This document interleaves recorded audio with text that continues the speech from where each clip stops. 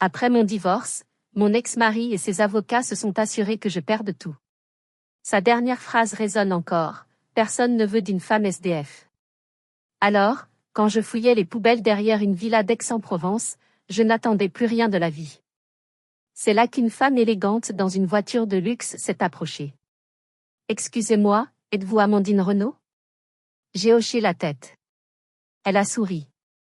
Votre grand-oncle à Lyon vient de mourir. Il vous lègue tout, c'est 47 millions d'euros. Mais il y a une condition. Ce qu'elle a dit ensuite a absolument tout changé. Je m'appelle Amandine Renaud, j'ai 32 ans. Et il y a 3 mois, ma vie était un champ de ruines. La pluie fine d'Aix-en-Provence se mêlait à la saleté sur mes mains. Je plongeais jusqu'au coude dans une benne à ordures, non pas pour de la nourriture, mais pour des morceaux de bois, des cadres, n'importe quoi que je pouvais sauver de la décharge. Je les revendais pour quelques euros, juste assez pour payer le garde-meuble où je dormais clandestinement. Chaque fois que je trouvais un morceau de bois potable, la voix de mon ex-mari, Grégoire, revenait. Tu n'es rien sans moi. Une incapable. Personne ne voudra jamais d'une chômeuse sans abri. Il avait presque raison.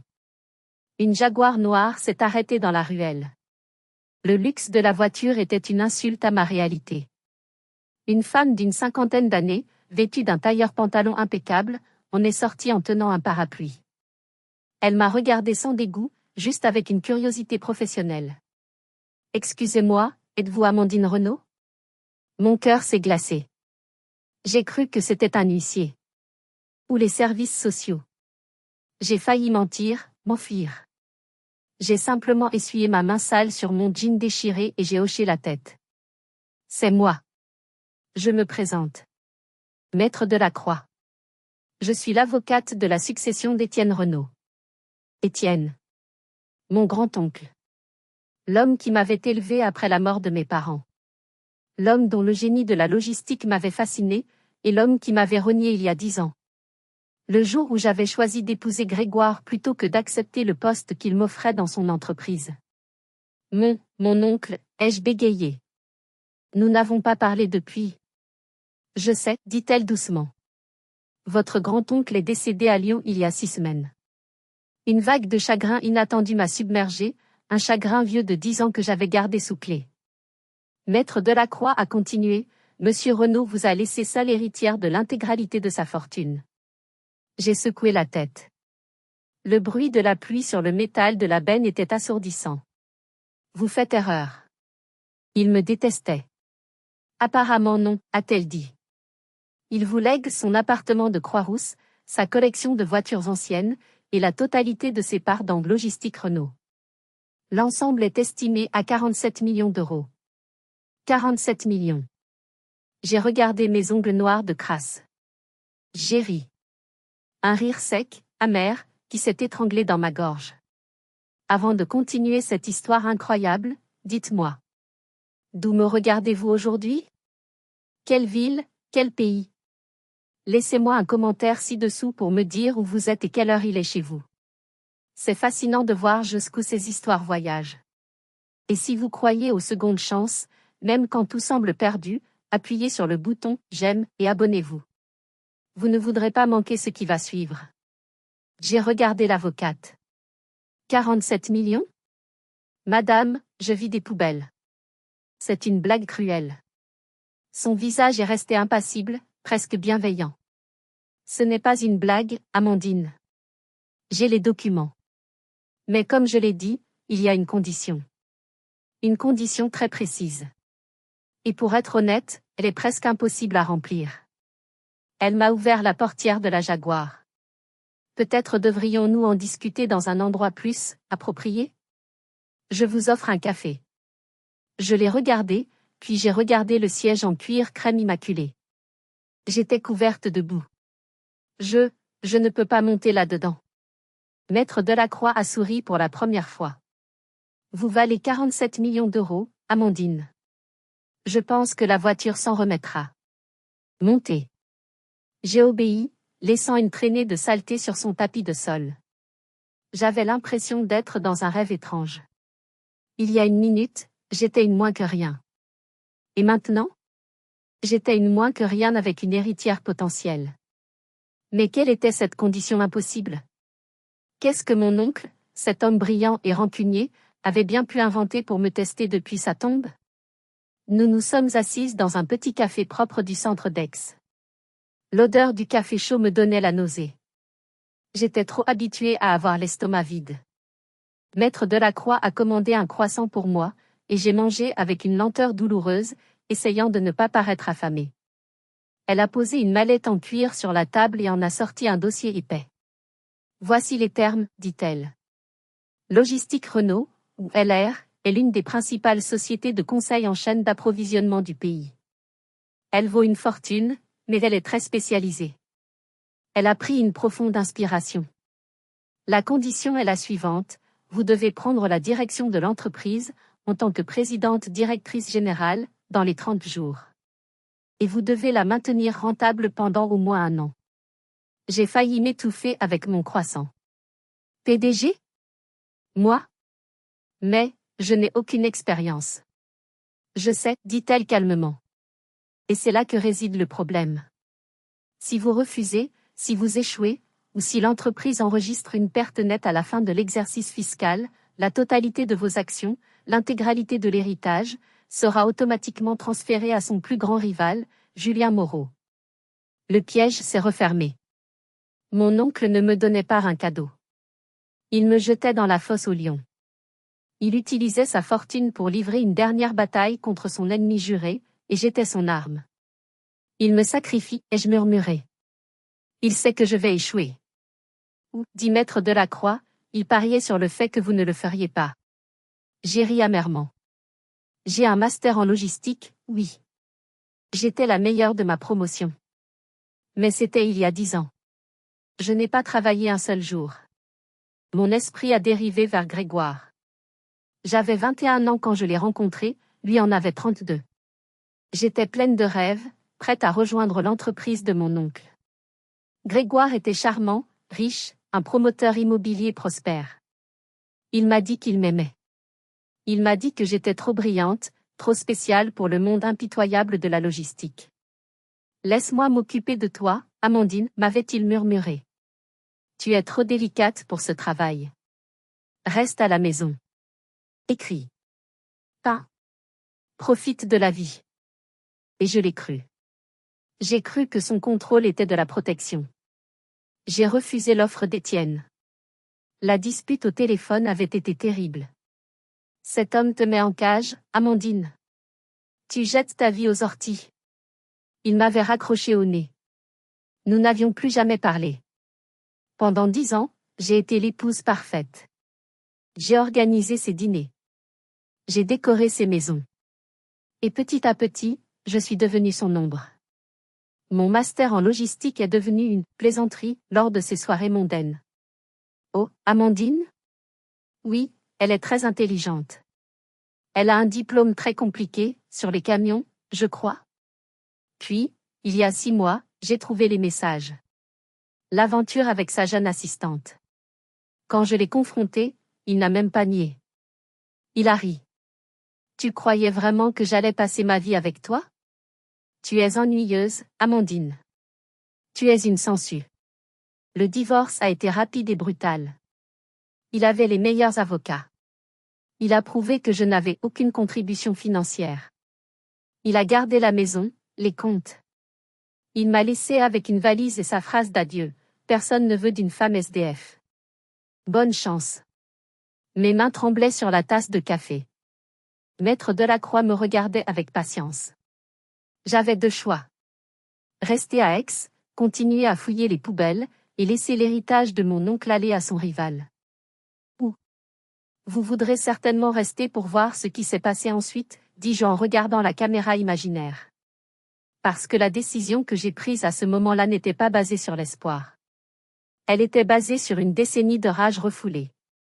J'ai regardé Maître Delacroix, et pour la première fois depuis des mois, ma voix était stable. Grégoire a dit que j'étais un 0. Il a dit que j'étais incapable. Il a détruit ma vie. J'ai poussé le dossier vers moi. J'accepte. Je vais diriger cette entreprise.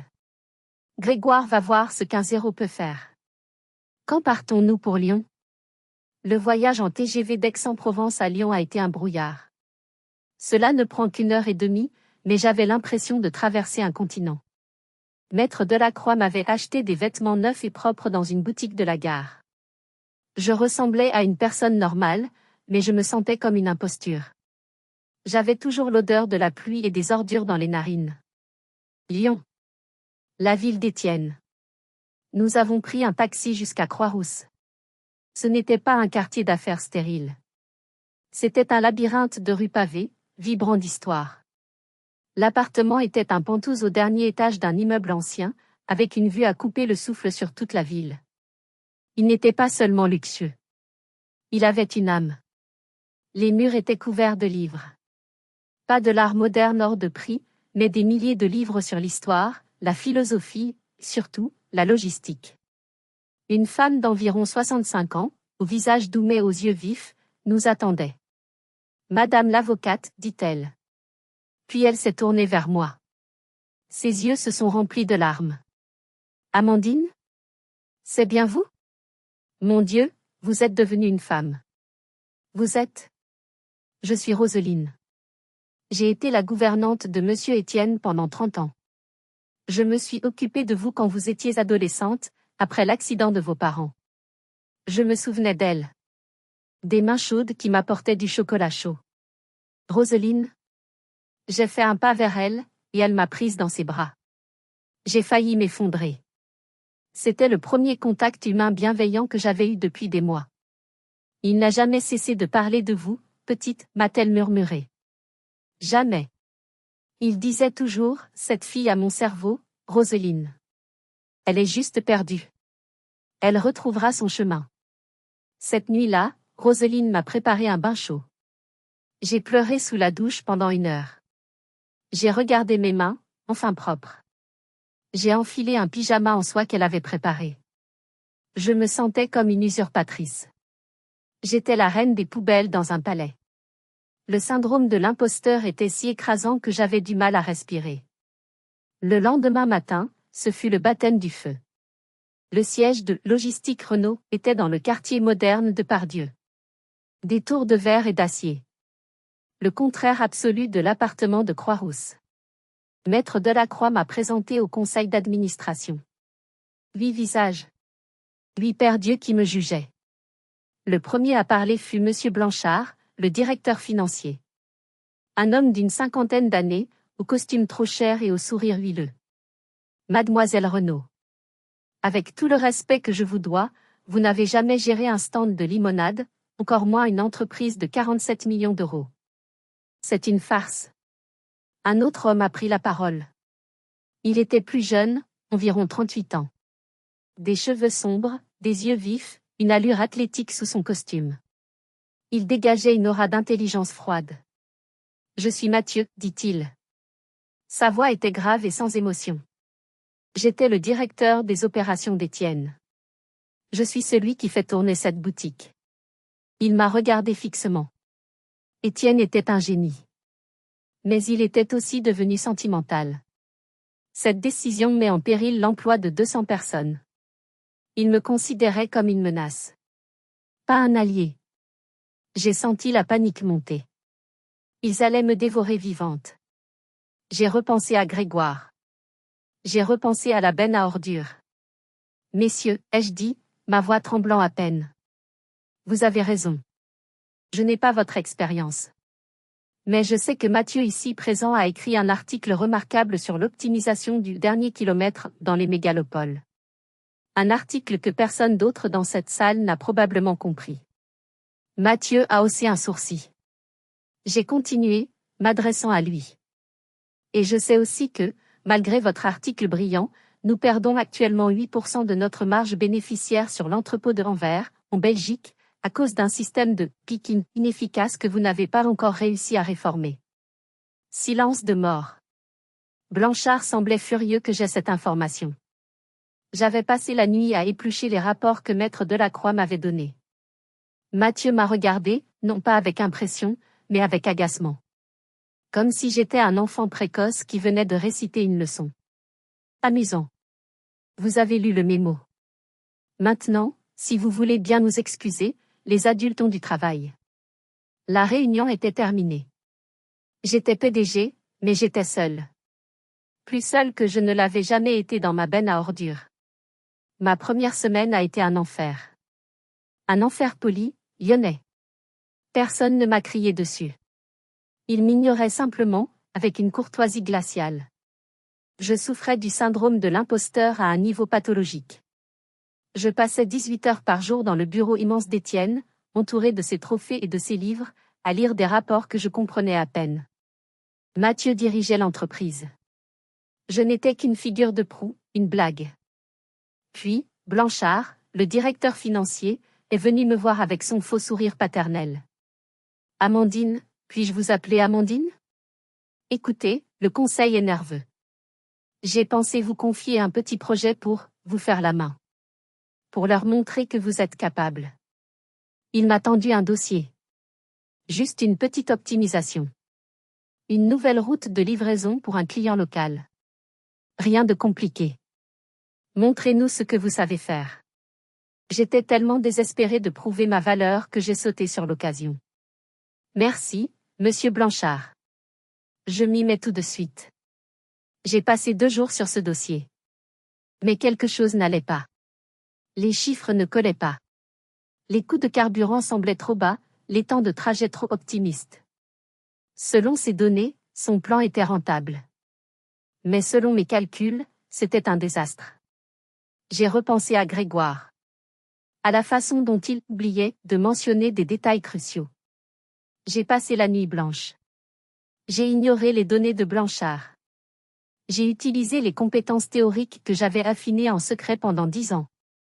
J'ai créé mon propre modèle sur Excel, en utilisant les prix actuels du diesel, les données de trafic en temps réel, et un algorithme de routage que j'avais moi-même conçu dans un de mes moments de loisir. La réunion de présentation a eu lieu le vendredi. Blanchard était là. Mathieu aussi, debout au fond de la salle, l'air ennuyé. C'était à DS2, c'était ma première épreuve. J'étais terrifiée. J'avais le choix, présenter le plan désastreux de Blanchard pour lui plaire, ou présenter le mien et risquer l'humiliation publique s'il était faux. Que auriez-vous fait à ma place ? Comment auriez-vous géré cette trahison ? Dites-le moi dans les commentaires. Blanchard m'a fait signe de commencer. Alors, Amandine.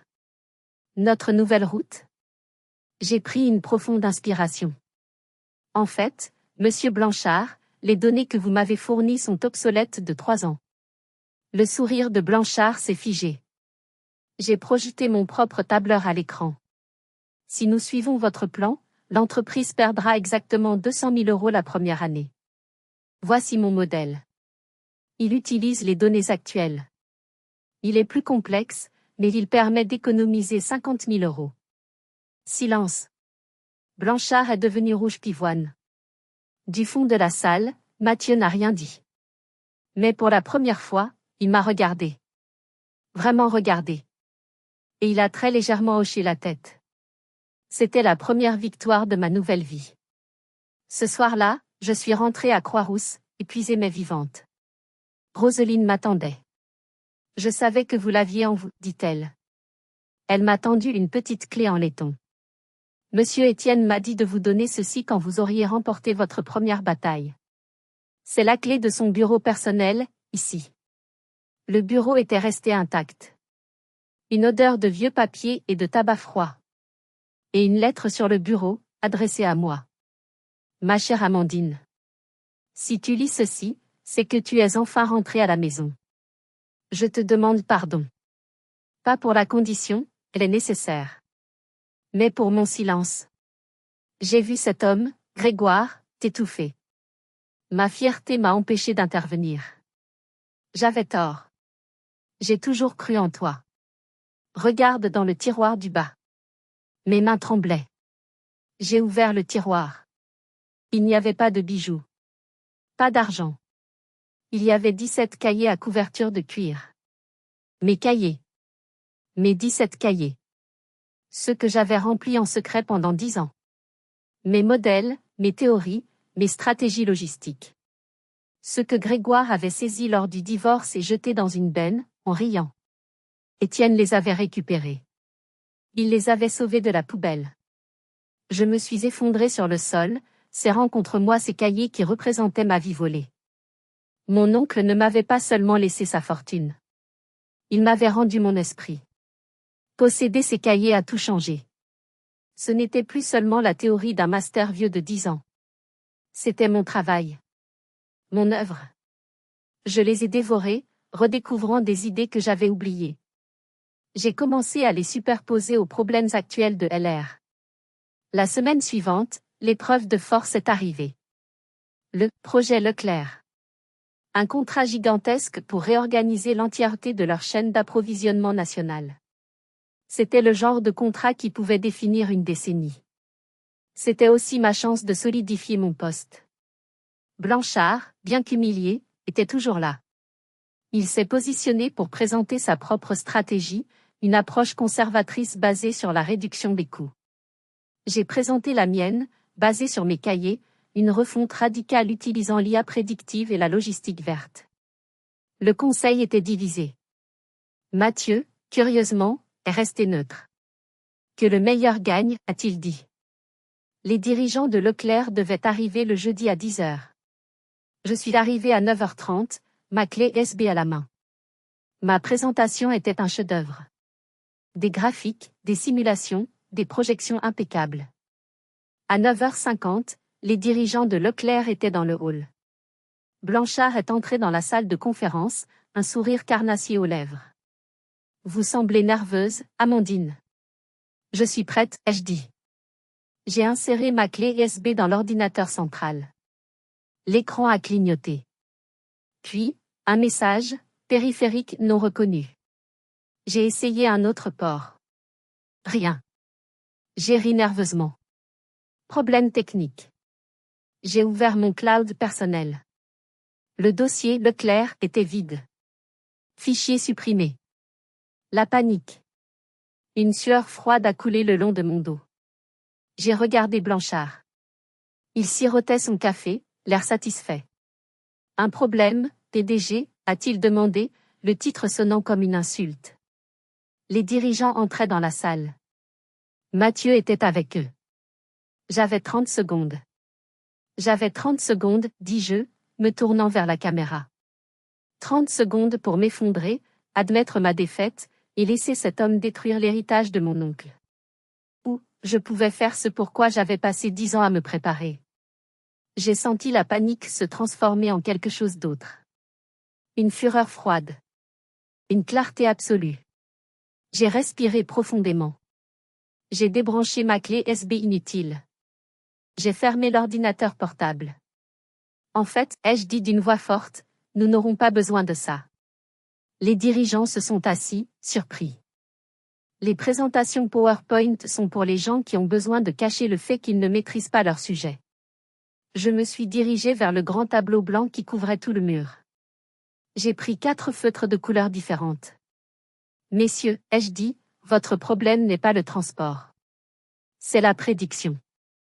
Laissez-moi vous montrer. Pendant les 45 minutes qui ont suivi, je n'ai pas arrêté de parler. J'ai dessiné. J'ai couvert le tableau de diagrammes de flux, d'algorithmes, de cartes. J'ai expliqué comment leur système de stockage gaspillait 12% d'espace. J'ai dessiné comment mon modèle prédictif, celui du cahier numéro 7, pouvait anticiper les pics de demande saisonniers avec une précision de 98%. Ce n'était pas une présentation. C'était une performance. La rage m'alimentait. La passion de 10 ans, réprimée, a explosé sur ce tableau.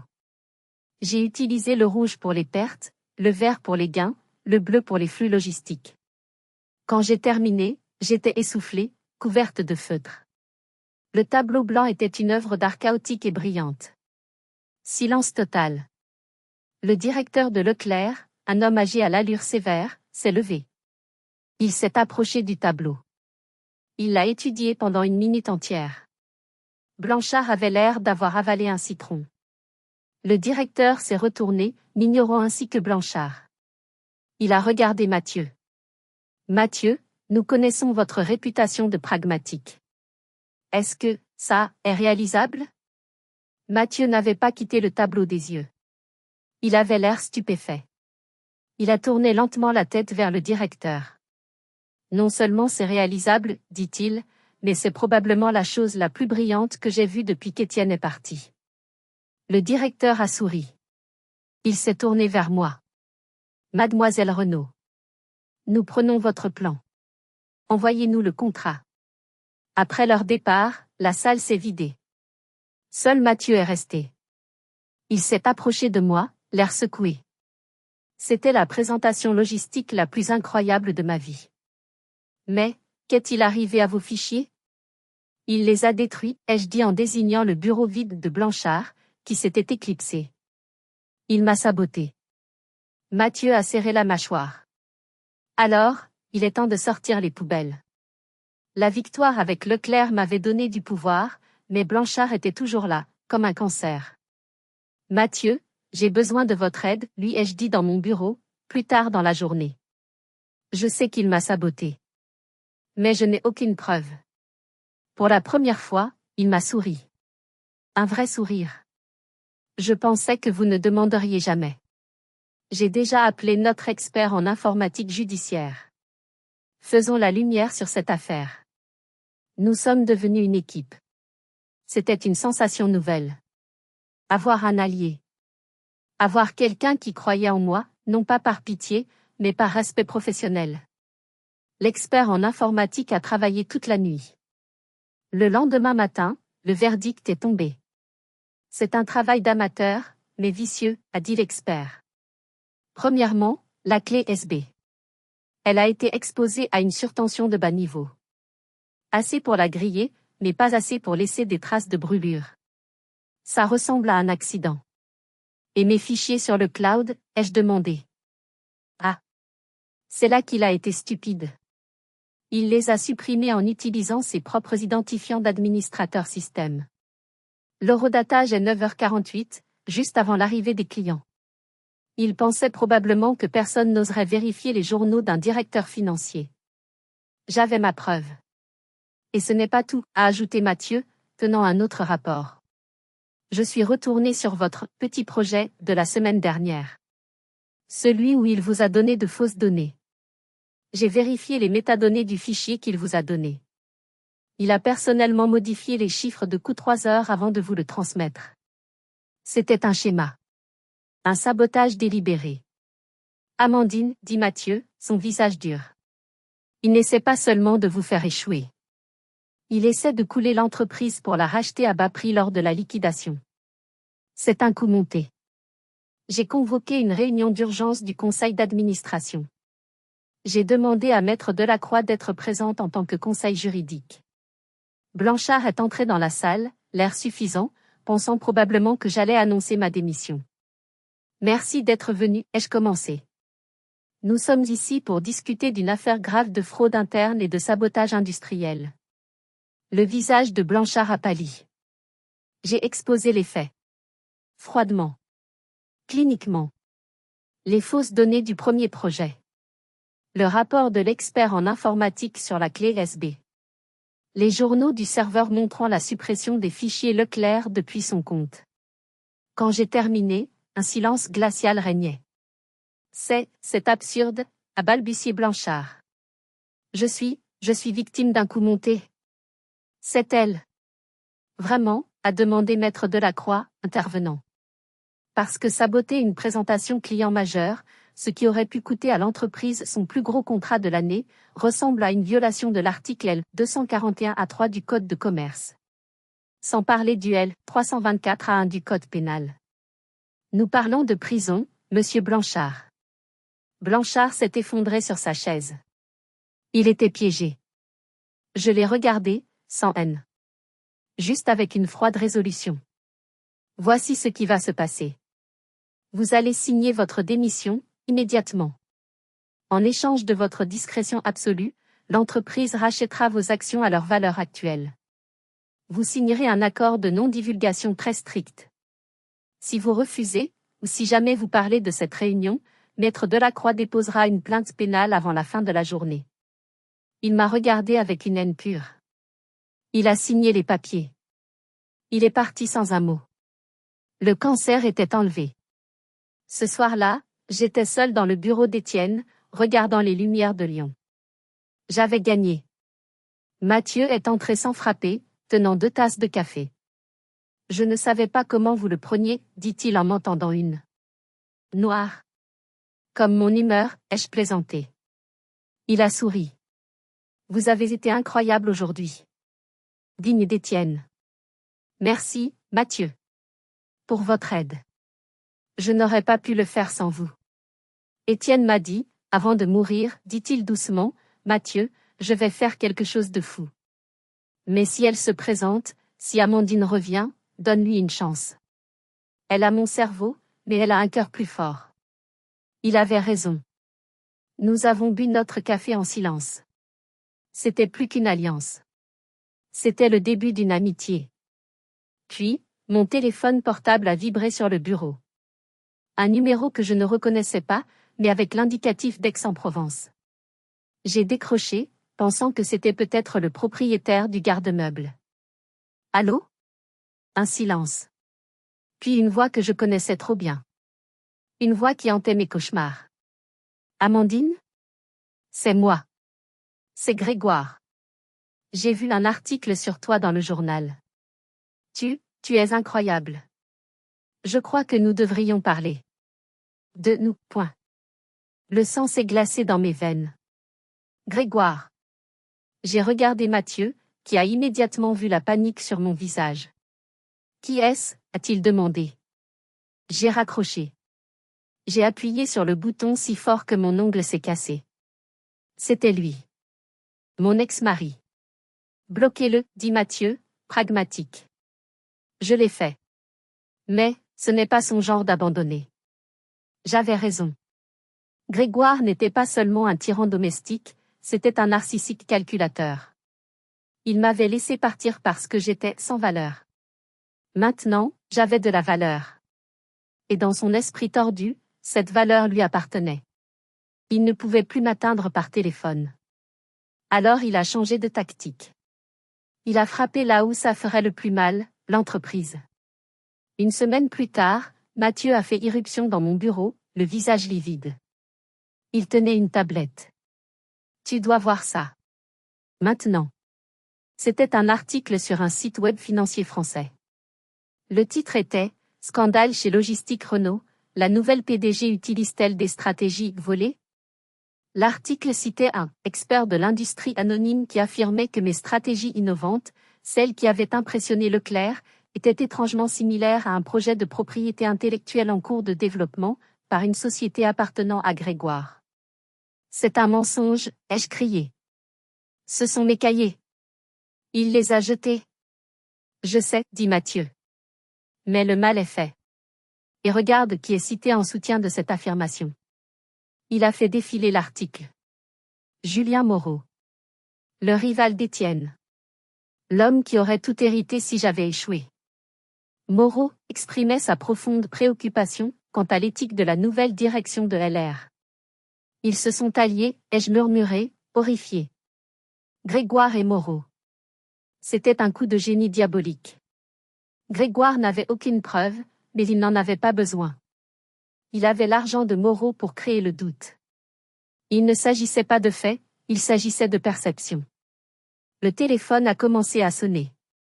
C'était Leclerc. Ils étaient préoccupés. Ils mettaient le contrat en pause jusqu'à ce que la situation soit clarifiée. En une matinée, ma plus grande victoire s'était transformée en mon plus grand désastre. Je me suis assise, le souffle coupé. C'était la stratégie de Grégoire. Pas la force brute, mais l'érosion. Le gaslighting à l'échelle de l'entreprise. Il ne m'attaquait pas, il attaquait ma crédibilité. Il me disait, une fois de plus, tu n'es rien. Tes idées ne sont pas les tiennes. J'ai commencé à trembler. Le syndrome de l'imposteur est revenu en force. Et si j'étais vraiment une fraude? Et si j'avais inconsciemment volé ses idées?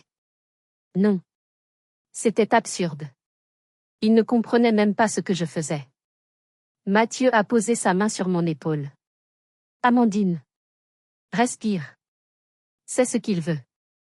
Il veut que tu paniques. Il veut que tu doutes de toi. Mais il détruit l'entreprise, Mathieu. Les clients s'en vont. Alors, nous allons nous battre, dit-il. Il prétend que ce sont ses idées? Très bien. Il va devoir le prouver. Et nous allons prouver qu'il ment. Mais la machine médiatique était lancée. Les actionnaires minoritaires s'agitaient. Les employés chuchotaient dans les couloirs. J'étais passée de sauveuse à paria en 24 heures. Que pensez-vous qu'il va se passer, ai-je demandé. Dites-moi dans les commentaires. Et n'oubliez pas de vous abonner, car vous n'allez jamais deviner le coup de théâtre final que mon oncle Étienne avait préparé pour exactement ce genre de situation. Ce soir-là, je suis restée seule dans le bureau, entourée de mes 17 cahiers. Ils étaient la preuve. Mais dans le monde des affaires, la preuve ne vaut que si les gens sont prêts à l'écouter. Et en ce moment, tout le monde écoutait Grégoire et Moreau. Ils n'essayaient pas seulement de me ruiner. Ils essayaient d'effacer mon existence, de réécrire l'histoire pour que je n'ai jamais été autre chose que sa femme stupide. Et le pire? C'était que ça marchait. Le téléphone a sonné. C'était Maître Delacroix. Amandine, dit-elle, sa voix grave. La situation est pire que nous le pensions. Moreau vient de faire une offre. Si vous êtes arrivé jusqu'ici, laissez un commentaire pour nous dire ce que vous auriez fait à la place d'OP. Vous pouvez aussi écrire simplement le chiffre 1 pour montrer que vous suivez encore. Et dites-nous, vous regardez cette histoire depuis quelle région ou quel pays? Une offre, ai-je répété, le cœur battant. Quel genre d'offre? Une offre publique d'achat, dit Maître Delacroix. Hostile. Julien Moreau propose de racheter l'intégralité de Logistique Renault pour 300 millions d'euros. J'ai failli lâcher le téléphone. 300 millions. C'était bien plus que les 47 millions de l'estimation initiale. C'est énorme, ai-je bégayé. C'est un piège, dit-elle. Lisez entre les lignes. Il offre cet argent à une condition, que l'entreprise soit nettoyée de sa direction actuelle, c'est-à-dire vous, et que toutes les poursuites pour violation de propriété intellectuelle soient abandonnées. Le plan était clair. Grégoire ne voulait pas d'argent. Il voulait me voir détruite. Moreau utilisait Grégoire pour créer une crise, faire chuter la confiance, puis se présenter en sauveur en rachetant l'entreprise à un prix gonflé. Une fois propriétaire, il me jetterait à la rue et s'approprierait mes cahiers. Je dois convoquer le conseil, ai-je dit. La réunion a eu lieu le lendemain. L'ambiance était électrique. Les membres du conseil qui m'avaient soutenu après le départ de Blanchard étaient maintenant terrifiés. Amandine, commença Geneviève, une administratrice plus âgée, 300 millions d'euros, c'est une somme considérable. Cela sauve l'entreprise. Cela sauve nos investissements. Cela nous évite un procès sale et coûteux contre Moreau, votre ex-mari. Il voulait que j'accepte. Il voulait que je prenne l'argent et que je parte. Ce serait si facile. J'encaisserais ma part plus de 150 millions d'euros et je disparaîtrais. Je pourrais vivre comme une reine, loin de Grégoire, loin de tout ça. J'ai regardé Mathieu. Il n'a rien dit. Il me regardait, attendant ma décision. J'ai pensé à mon oncle. J'ai pensé à Roseline.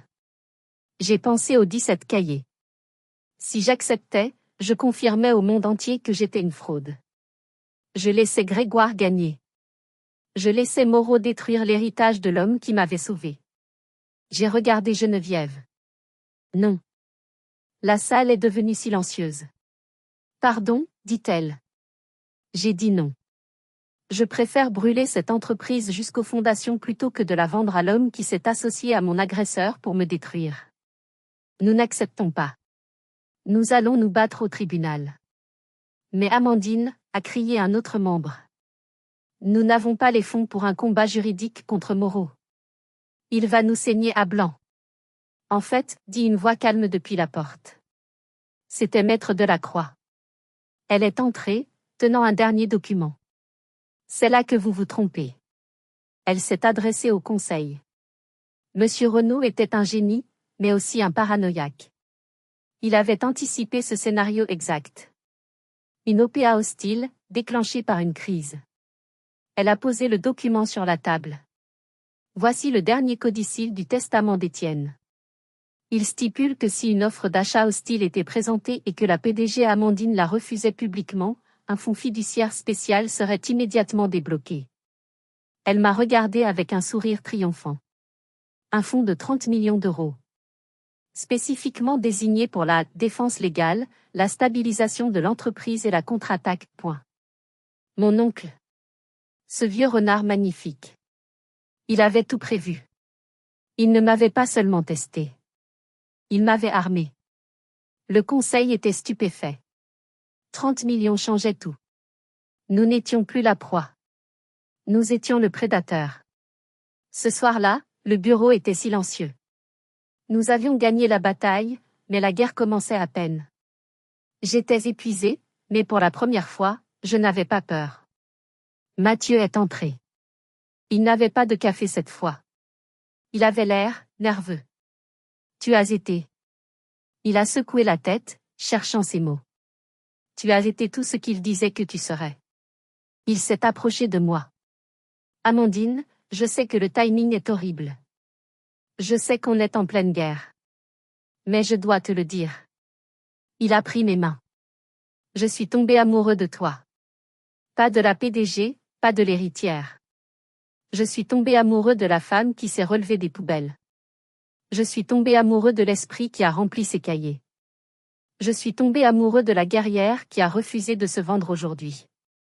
Il a sorti une petite boîte de sa poche. Ce n'était pas un diamant énorme. C'était une bague simple, élégante. Je ne veux pas d'une autre PDG, a-t-il dit. Je veux une partenaire. Amandine Renaud, veux-tu m'épouser? J'ai éclaté de rire, un rire mêlé de larmes. Tu es fou. C'est le pire moment possible. Je sais, a-t-il dit en souriant. Alors, oui. Oui, ai-je dit. 1000 fois oui. Avoir Mathieu à mes côtés et les 30 millions d'euros d'Étienne dans les coffres a tout changé. Nous n'étions plus sur la défensive. Nous avons lancé la contre-attaque. Maître Delacroix a utilisé ses fonds pour assembler une équipe d'avocats redoutables.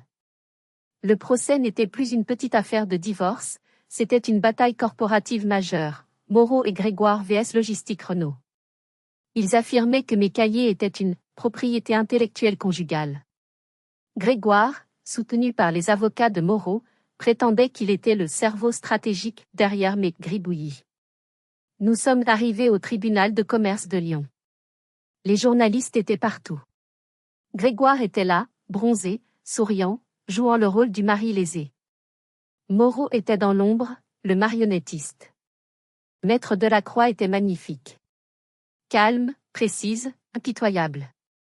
Sa défense reposait sur 3 piliers. Le premier, les cahiers eux-mêmes. 17 volumes, écrits à la main, méticuleusement datés sur 10 ans. Le deuxième, le coup de grâce qu'Étienne avait rendu possible, les emails. Pendant toutes ces années de silence, dans ma solitude, j'avais parfois envoyé des extraits de mes travaux à l'adresse email professionnelle de mon oncle. Juste pour lui montrer. Pour lui prouver que je n'étais pas morte intellectuellement. Je n'ai jamais reçu de réponse. Mais il les avait tous gardés. Maître Delacroix les a produits. Des centaines de mails, horodatés, prouvant que j'étais la seule créatrice, des années avant que Grégoire n'invente cette histoire. Le troisième pilier, c'était la propre stupidité de Grégoire. J'avais aussi tenu un journal intime. Un journal où je documentais les abus. Maître Delacroix a appelé Grégoire à la barre. Il était arrogant. Monsieur, a-t-elle commencé doucement, vous affirmez donc avoir co-créé ces stratégies logistiques? Absolument. J'étais l'inspiration, le stratège. Amandine prenait juste des notes. Intéressant. Pouvez-vous donc expliquer au tribunal le principe de l'optimisation du dernier kilomètre dont il est question dans le cahier numéro 7? Grégoire a cligné des yeux. C'est technique.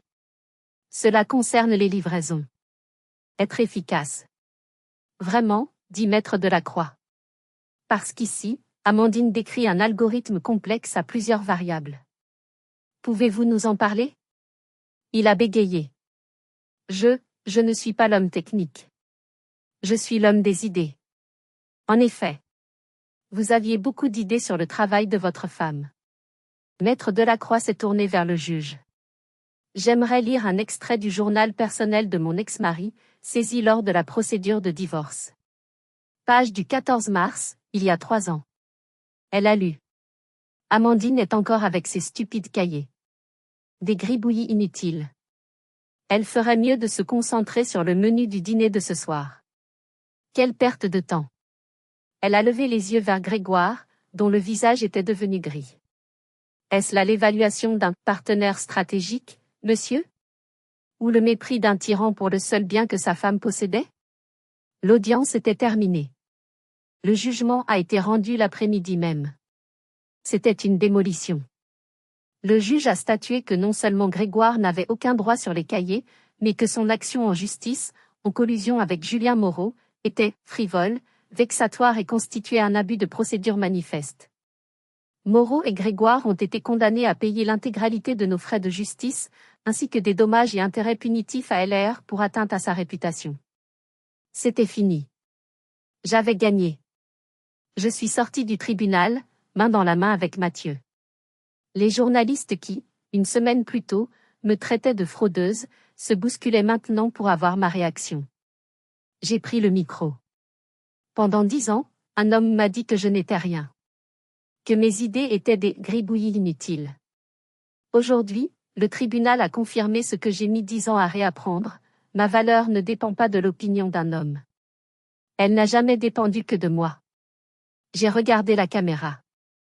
Maintenant, si vous voulez bien m'excuser, j'ai une entreprise à diriger. Et un mariage à préparer. J'ai souri, et pour la première fois, ce n'était pas un masque. C'était la liberté. 1 an plus tard, nous nous sommes mariés. La cérémonie n'a pas eu lieu dans un château ou une cathédrale. Elle s'est déroulée sur le toit-terrasse de l'appartement de Croix-Rousse, entourée des livres d'Étienne et des lumières de Lyon. C'était une petite cérémonie. Roselyne était mon témoin. Maître Delacroix était là. Le conseil d'administration fidèle aussi. Mathieu et moi avons échangé nos vœux alors que le soleil se couchait sur Fourvière. En cadeau de mariage, Roselyne nous a apporté une dernière boîte qu'Étienne lui avait confiée. Seulement pour le jour de son mariage, avait-il instruit. À l'intérieur, il n'y avait pas de bijoux. Il y avait des plans. Des dizaines de plans et de schémas. Le titre du dossier était « Logistique sociale ». C'étaient les rêves inédits d'Étienne. Des plans pour optimiser les banques alimentaires. Des systèmes pour acheminer des fournitures médicales dans des zones rurales. Des stratégies pour les refuges d'urgence. Il y avait une note. Amandine. Mathieu. Je vous ai donné l'argent et l'entreprise. Mais voici mon âme. Ne vous contentez pas d'être riche. Soyez utile. Construisez quelque chose qui compte. C'est ce que nous avons fait. Nous avons utilisé les 30 millions du fonds de défense, non pas pour la guerre, mais pour la paix. Nous avons lancé l'initiative Renault. Nous avons offert gratuitement les services de LR aux plus grandes organisations caritatives de France. Nous avons repensé l'intégralité de la chaîne d'approvisionnement des Restos du Cœur, leur permettant de nourrir 10% de personnes en plus avec le même budget. 5 ans ont passé. Logistique Renault est devenue l'entreprise la plus respectée d'Europe, non seulement pour ses profits, mais pour sa mission. J'ai été invité à faire le discours de remise des diplômes à HEC Paris, mon ancienne université. J'ai regardé la mer de visages jeunes et brillants. Quand j'ai obtenu mon diplôme ici, leur ai-je dit, je pensais que je devais choisir. Choisir entre une grande carrière et une vie personnelle. L'homme que j'ai épousé m'a convaincu que je ne pouvais pas avoir les deux. Que ma brillance était une menace. J'ai passé 10 ans à essayer d'être plus petite. À m'excuser d'être intelligente. J'ai disparu. Puis mon grand-oncle, par le biais de son testament, m'a donné une seconde chance. Mais il m'a aussi enseigné une leçon vitale. Vous n'avez pas à choisir. Vous ne devez jamais choisir. La bonne personne ne vous demandera pas d'éteindre votre lumière pour qu'elle puisse briller. Le bon partenaire vous tendra un bidon d'essence et vous dira de brûler plus fort. Ne laissez jamais, jamais personne vous réduire. Votre esprit est votre capital. Ne le vendez jamais à bas prix. Si cette histoire vous a touché, si elle a résonné en vous, merci de cliquer sur j'aime et de vous abonner à la chaîne. Et j'aimerais vraiment savoir, avez-vous déjà dû vous battre pour récupérer quelque chose que l'on vous avait pris? Votre confiance, votre carrière, votre voix? Partagez votre expérience dans les commentaires ci-dessous. Vos histoires sont importantes. Ce soir-là, je suis rentrée à Lyon. L'appartement de Croix-Rousse était bruyant. Notre fille de 3 ans courait partout. Mathieu était à la table de la cuisine, dessinant des plans pour une nouvelle banque alimentaire à Marseille. Il a levé les yeux et a souri. Alors, Madame la PDG, comment était Paris? Bruyant. Prétentieux. Mais je pense qu'ils ont compris le message. Je suis sortie sur la terrasse. Les 17 cahiers originaux étaient maintenant conservés dans une vitrine dans le bureau d'Étienne. Je n'en avais plus besoin. Les idées étaient vivantes, elles travaillaient. L'héritage véritable, ce n'était pas les 47 millions d'euros. C'étaient les cahiers. Mon oncle n'a pas seulement sauvé mes idées de la poubelle. Il m'a forcé à les sauver. Il ne m'a pas seulement donné sa fortune, il m'a rendu mon objectif. Il a prouvé que parfois, les gens qui vous aiment le plus doivent prendre du recul, non pas parce qu'ils ne s'en soucient pas, mais parce qu'ils ont confiance que vous êtes assez forte pour retrouver votre propre chemin vers la maison. Et je l'avais fait. J'étais enfin chez moi.